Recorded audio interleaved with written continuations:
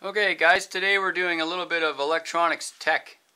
Had a bunch of guys ask me, can you please tell me what's going on with this switch? Because as you guys know, if you watch the rig reviews, if you have a look at the project trucks that we're doing or the build threads, it's pretty obvious that we're using these great big switches in all kinds of stuff, and we keep talking about them and the value of them, and I want to give you an idea how to set this up and what to do and what not to do. So first of all, please take a look at these two switches, okay? I want to make sure you don't use this one. See this little tiny switch? No. This is not a switch you use for your batteries. This is a switch you use for your lights. This big huge switch, this is the switch you use for your batteries, okay? Now, have a look at the rating on that. What a great camera. The rating on this switch says 3 amps, 250 volts AC, 6 amps, 125 volts AC. If you try to do the math all the way down to running a 2S or 3S LiPo on one of these switches, you'll have a hard time. I asked some questions to see if I could get some answers on that. There's not really any answers. But I got a lot of life experience and a lot of rigs that have been built with these switches, and so I want to give you an idea why I think this is a good idea.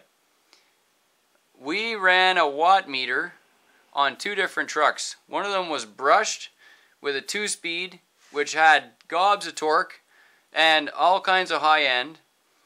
The second one was a brushless truck that was running a single speed on a transfer case, and it was running a 4.5-inch tire on a 2-cell, both of them on a 2-cell. The watt meter gave me 35 amps on the brushed one, and with the 2-speed, and I got 21 amps on the brushless one, which was a Tekin 21.5 on a Mamba Max Pro. Now, granted, I actually did purposely stall the motor on the brushed one. So, I mean, I literally grabbed the truck and jammed it into the ground and kept pulling on the trigger to see what kind of watts I could get out of it, and I got 35 watts out of it, or 35 amps out of it. So, this switch is capable of providing that amount of power without burning up. And I'll tell you why. I want you to have a look at this switch. You can see they kind of look the same. The one in my hand over here is about half the rating that this one is. If you can read them, I don't know, but it's about half the rating. Why is it half the rating? Well, actually no, it's the same rating. Yep, 3 amps, 125 volt AC. The reason that this switch is a total dud and this one is good is this. This one over here is what's called a single pole double throw. This is a double pole double throw, and I'll tell you why. You can actually see the difference yourself. You see on this one the whole back row of contacts is missing. So that means this is a single throw. It only produces one switch. It's either connecting on this side, or when you move it over, it's connecting on this side. Yeah, I'm sure you can get an idea while I'm doing this how this thing is built. Okay, so when the switch is over here, it's connecting these 2 contacts. When it's over there, it's connecting these 2. Now, that's great and everything, but that's a single throw. When you use a double throw switch, the same exact thing happens. Okay, over here I'm connecting these. Over here I'm connecting these, but I'm actually doing it twice. You see inside, there's actually 2 contact rows inside the switch because it's a double throw. That's the important part. And then what I've done is I've taken the 2 contacts here that I'm not using at all right here. I'm not using those at all. They're my off setting. So this here, I took the 2 poles, the 2 contacts, and I kind of squished them together and then soldered them together for my wire. And the other ones on the other end I squished together, soldered them for my wire. So what I ended up doing is I took a double throw, double pull switch. I squished it together. Whoops.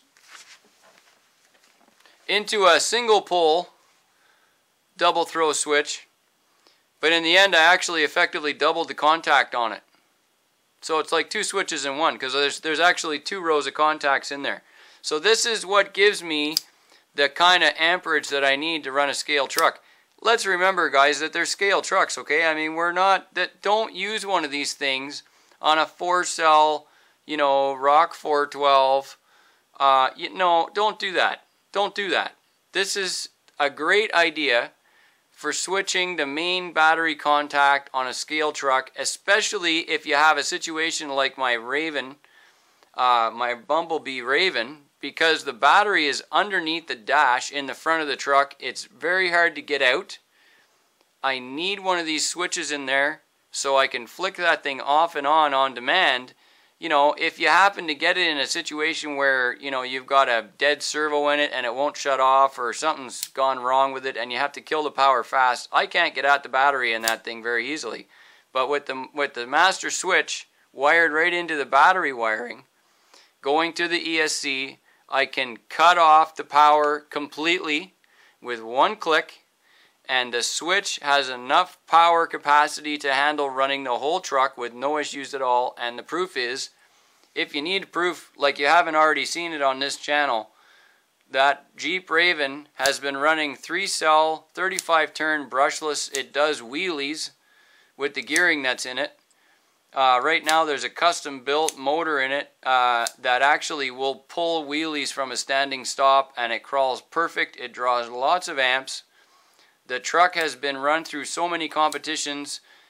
It'll have at least 2 full competitions, probably 3 or 4 this year alone. And if the truck is already 5 years old, I have the same switch in it. There's nothing wrong with using these, okay? Now I'm going to show you how to wire them. So you remember, single pole, bad idea. Tiny little switch. Please don't ever use one of these for a battery. Unless you're just using it for lights or something. Don't use it on an ESC. This is a switch from a speed control. Do not use this switch. Do not use this switch to switch your battery. Okay, you will catch it on fire. Use a big, high current, double pole, double throw switch, or a double pole, single throw switch, which is just the same, except it's missing these 2 bottom contacts here. That would be just fine. Make sure you get a double pole, okay? Now, this is how I have it wired. This happens to be the back body mount and the switch holder and my battery adapter out of my Class 2 skeleton build. This little metal bracket here, it actually sits upside down like this in the truck. This thing sits between my frame rails, and it hooks underneath my rails like this. It goes in between the rails underneath. There's 2 little screw holes here that attach this thing right to the bottom of that 2-door hard body. And all of this gives me a place to mount my switch, my master switch. Now, the way that you wire this is you take only one side of your battery power. In my case, here's my plus to my ESC. The positive wire to my ESC is going to the middle of the switch. Got that? The positive wire from my ESC is going to the middle of the switch. Okay, got it? The other side of the switch, the one end, you're not using this end is the positive wire that goes to the batteries. Got it? I'm using a dual plug here that I made up because I'm actually using 2 battery packs on that truck. There's one under the right seat and one under the left seat. So I needed a dual plug adapter at the same time. So, please set this up this way. The negative wire, I want you to see this. If I can get this in the camera here. The negative wire on this setup is uninterrupted. Do you see this? The negative wire from my ESC goes all the way to the negative on the battery. That's how this works. Negative all the way across to the negative. The positive wire goes through the switch. See that? There you go. That's it. That's all. Nothing else to do.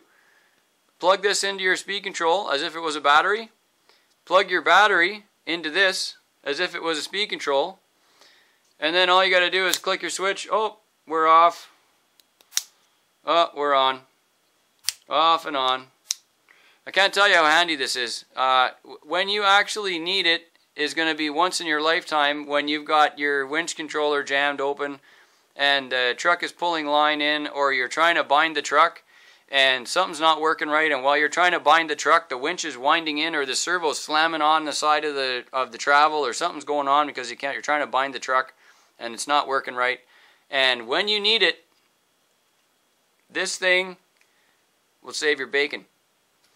Anyway, that is how you wire a switch the way that we wire them anyways. This is how you wire a switch for your scale truck. One side of the wire, which in my case is the negative, the black, it's uninterrupted from the battery to the speed control. The red wire in my case is interrupted by the switch. That gives me my master off and on. That's all it is. That's all there is to it. Again, guys, don't use this for a battery. Thanks for watching. I hope that helps you guys out, and have fun setting up your trucks. Bye-bye.